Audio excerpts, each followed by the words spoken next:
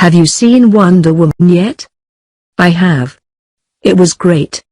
A friend cried during it. The audience applauded at the end.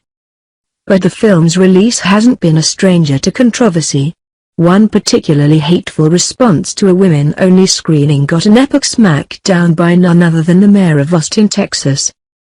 Yeah, usually mayors don't get a lot of attention for talking about superhero movies, and Mayor Steve Adler isn't really an exception. He's talking about sexism and human dignity.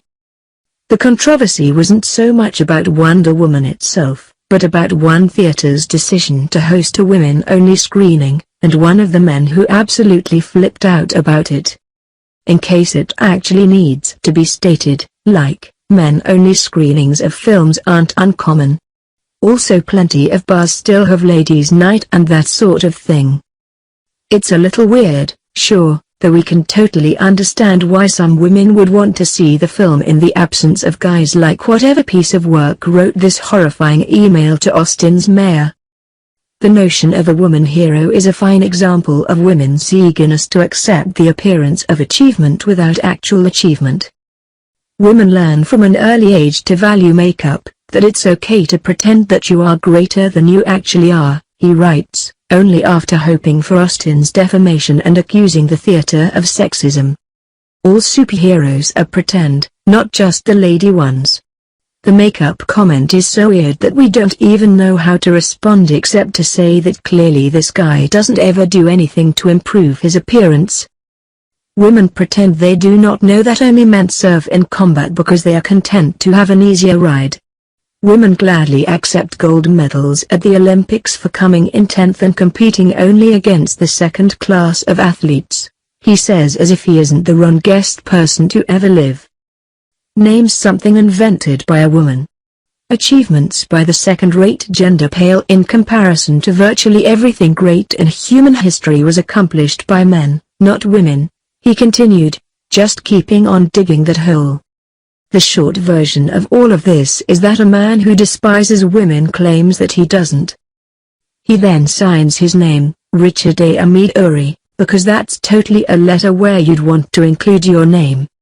Steve Adler's letter in response is all kinds of savage.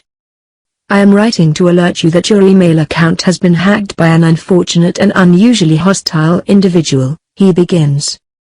Please remedy your account's security right away, lest this person's uninformed and sexist rantings give you a bad name. After all, we men have to look out for each other. That's tongue-in-cheek and beautiful, right? Then he dives in and just begins solidly refuting the vile man's sexist claims. Can you imagine if someone thought that you didn't know women could serve in our combat units now without exclusion? He asked. You can feel the sarcasm emanating in waves from the screen. Remember that claim that women never invented anything? Adler sure did. What if someone thought you didn't know that women invented medical syringes, life rafts, fire escapes, central and solar heating, a wartime communications system for radio controlling torpedoes that laid the technological foundations for everything from Wi-Fi to GPS, and beer. A nicely succinct list. Which of course could have been longer. He also took the time to remind the whiner that a private business can hold whatever screenings they like. And I hesitate to imagine, he adds, how embarrassed you'd be if someone thought you were upset that a private business was realizing a business opportunity by reserving one screening this weekend for women to see a superhero movie. Savage. We love seeing intelligent politicians go off on people who deserve it. And speaking of things getting what they deserve, Wonder Woman is already a hit at the box office after only Thursday night's early previews.